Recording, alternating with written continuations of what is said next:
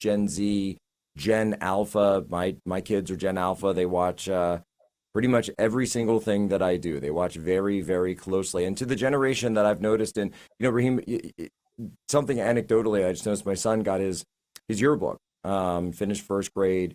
And in the back of the yearbook, there's some photos from Halloween, and the kids got to dress up. And there were a group of kids who, it was four of them, and three of them dressed up as Secret Service agents, and the fourth dressed up as Trump.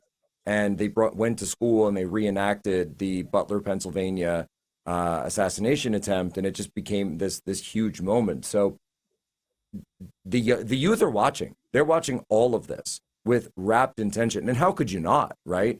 But it is something that bears repeating, and it bears us. It's incumbent upon us to understand this, that the generations that come after us, they're already here and they're already watching all of this. Yeah, they're already voting. Look, I know that most of Gen Z perceives millennials to be pretty cringe at this point, and there's lots and lots of things to agree. I agree with them on in that regard.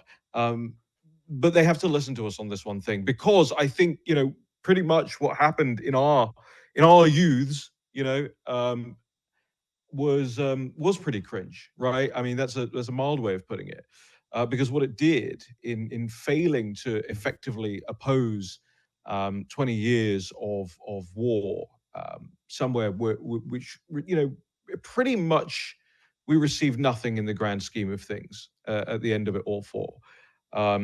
Net negative on everything.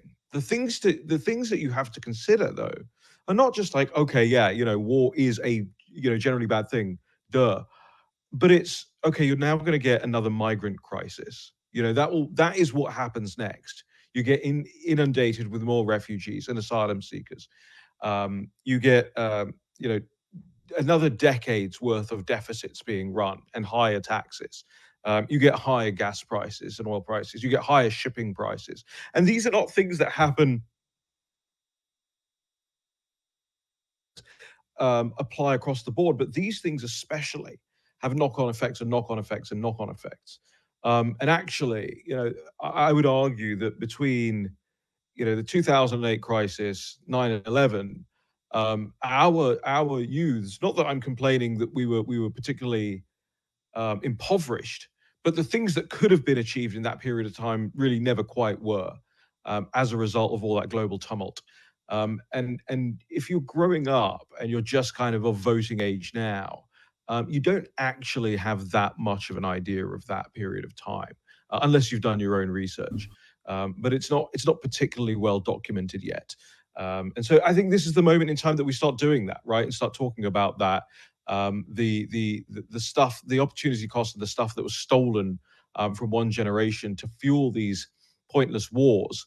And that is not to say, by the way, in amongst all of that, that anybody on our side believes that the Ayatollahs should have a nuclear weapon.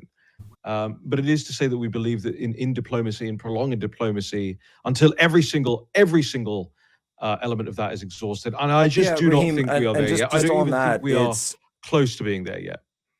Right, we are the same thing. Oh, so you want Saddam Hussein to have weapons of mass destruction? So you want the Taliban to be in charge of Afghanistan? So you want you want this, you want this, you want this. Endless. It is endless, and it's the exact same refrain in many cases from the exact same people.